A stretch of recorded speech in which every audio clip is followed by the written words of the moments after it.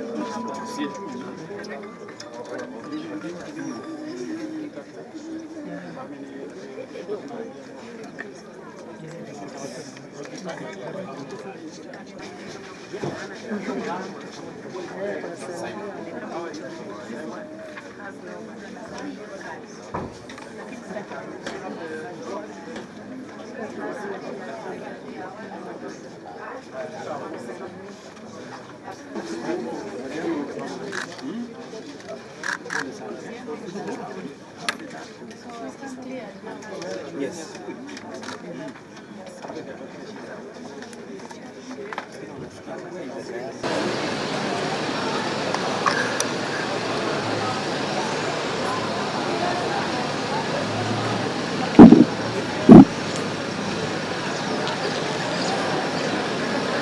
On behalf of all of us, including the entire government and the Ministry of Education, our very sincere condolences to the families of the children that today in the morning perished in this tragedy in Gando area of Dagoretti South constituency.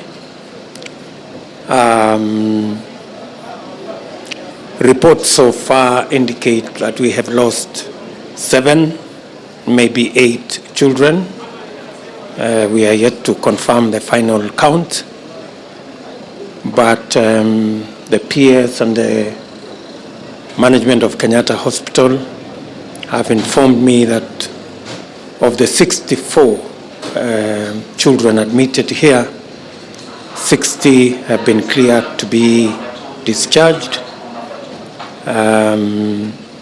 Some procedures are being concluded so that the children can go home. The others with fractures and other conditions that require a bit more of management will be here, and until the doctors are satisfied that they are in a state that they can be released, the doctors will keep them in the hospital. The school in Gando area is something that had been brought to our attention in terms of the presence of a public school. We've never had a public school in that area. The school we have there is a private school, and it is unfortunate that this has happened. We've lost children. Some children have been hurt, and we have instructed that the school be closed down until we satisfy ourselves that it is in a condition that it can be used again as a school. But meanwhile, we wish all the children that have been treated here quick recovery. We want to advise the parents that between Kenyatta Hospital Emergency Fund and our EDU NHIF health insurance. All the bills will be sorted out. As you are aware, the government of Kenya took insurance for all our children in our schools, and therefore we will look after them in that manner, and we will make sure that this is taken care of. I have had consultations with the Ministry of Education, and I have asked the CS to, as a matter of urgency, engage Lenana School so that we can get a piece of land out of Lenana School to build a public primary school that will be run by Lenana School. We have agreed that the government of Kenya will mobilize resources between the National Government Constituency Development Fund, and the Member of Parliament, KJ, is in the loop, will produce 10 million shillings. I've instructed the Ministry of Education to look for another 10 million shillings so that in the next 3 months we put up a primary school in Lenana School land that will serve the public in Gando area and avoid the kind of situation we are in where our children are learning in structures that are suboptimal, that are not fit for learning.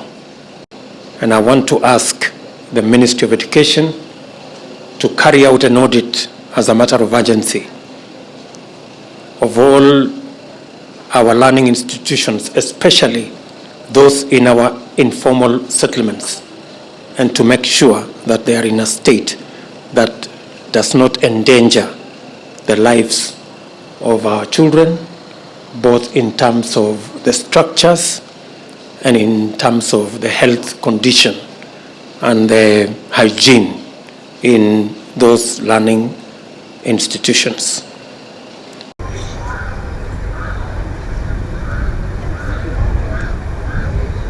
That they are in a state that they can be released. The Kenyatta Hospital Emergency Fund, as you are aware, the government of Kenya took insurance for all our children.